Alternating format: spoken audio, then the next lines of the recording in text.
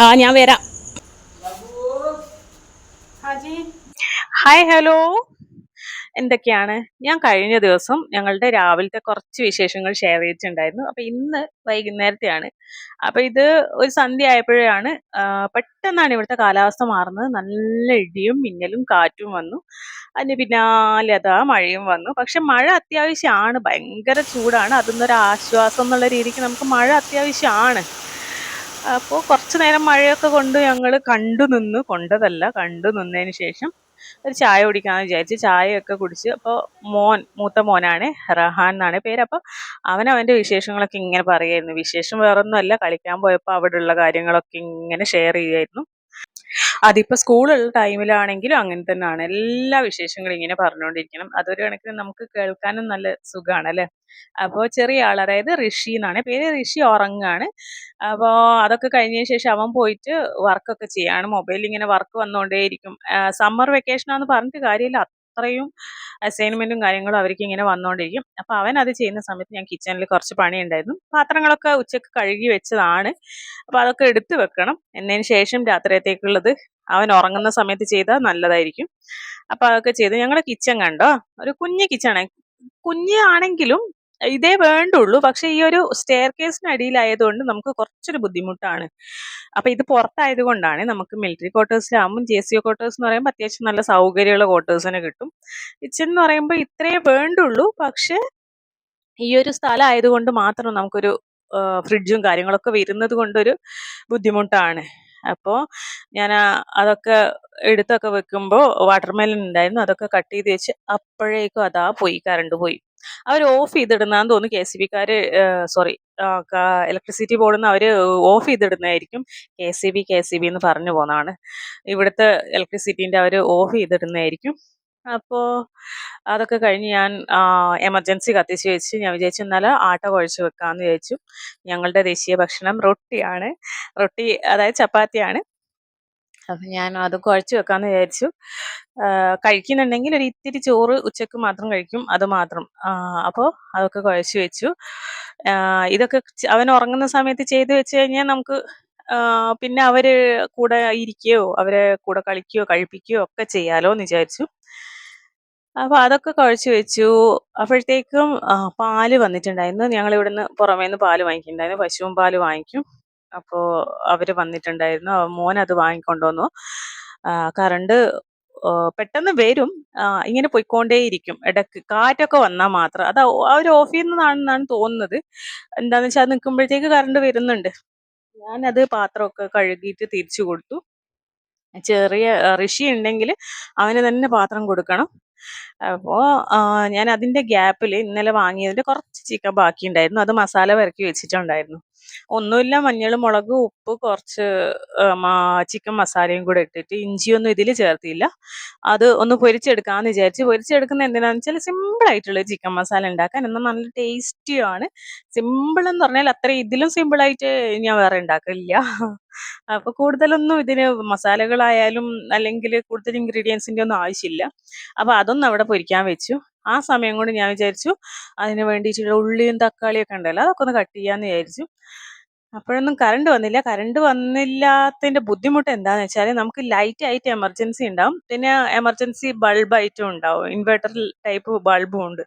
പക്ഷേ നമുക്ക് ചൂടെടുത്തിട്ടേ നിൽക്കാൻ പറ്റൂല.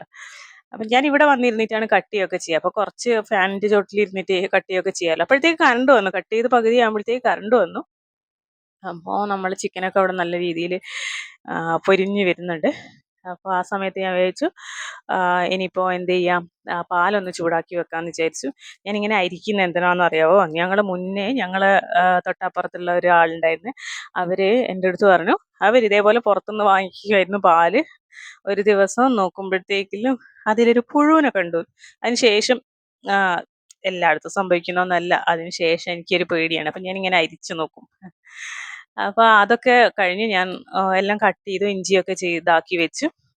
എന്നതിന് ശേഷം അപ്പോഴത്തേക്ക് അതിനിടക്ക് പാല് തിളക്കുന്നുണ്ടല്ലോ. എല്ലാം നമ്മളെ ഒരുമിച്ച് ചെയ്ത് കഴിഞ്ഞാൽ അത്രയും കഴിഞ്ഞല്ലോ. അധിക നേരം ഇങ്ങനെ കിച്ചണിൽ കിടന്ന് കളിക്കണ്ടല്ലോ. എനിക്കത് ഇഷ്ടമല്ല, സത്യം പറയാൻ എനിക്ക് ഇഷ്ടമല്ല അത്.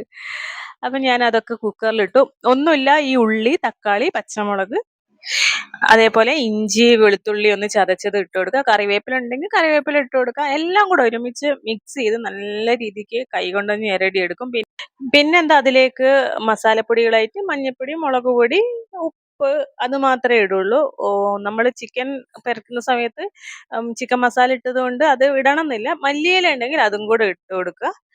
എന്നിട്ട് കുക്കറിൽ വേവിക്കുക. കുക്കറിൽ വേവിക്കുന്നതിന് മുന്നേ സോറി ഒരു കാര്യം മറന്നുപോയി, നമ്മൾ ഫ്രൈ ചെയ്ത് വെച്ച ചിക്കൻ ഇല്ലേ അതും കൂടെ ഇട്ട് കൊടുക്കുക. അപ്പോൾ നമ്മുടെ ഈ 2 വിസിൽ മാത്രമേ വേണ്ടുള്ളൂ.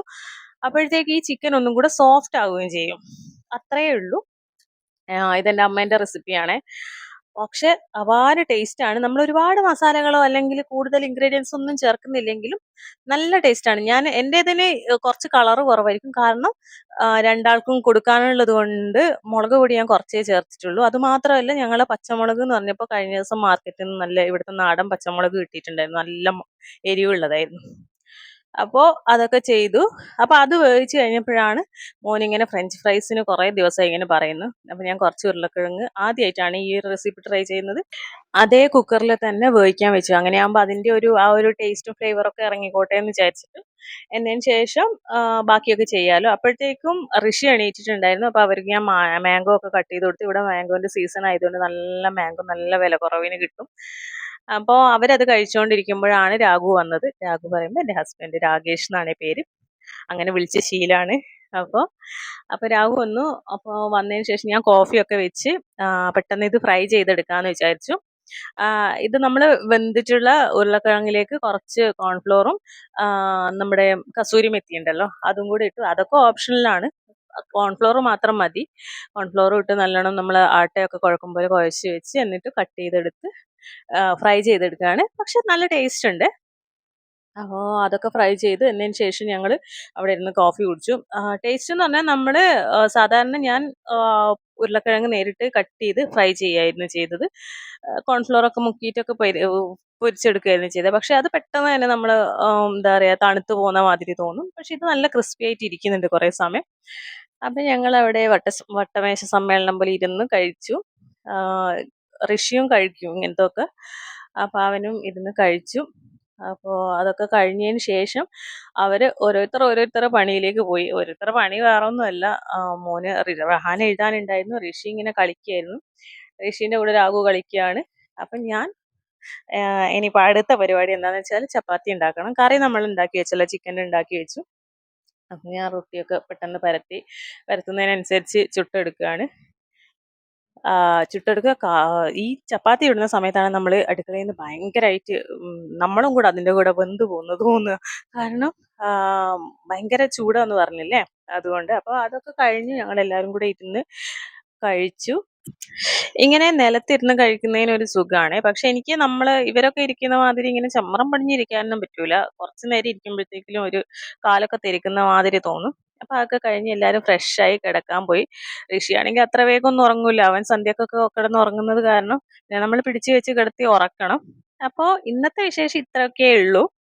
വീഡിയോ ഇഷ്ടപ്പെടുകയാണെങ്കിൽ ലൈക്ക് ചെയ്യുക, ഷെയർ ചെയ്യുക, കമൻറ്റ് ചെയ്യുക. അപ്പോൾ നമുക്ക് ഇനി അടുത്ത വീഡിയോ കാണാം. ബൈ.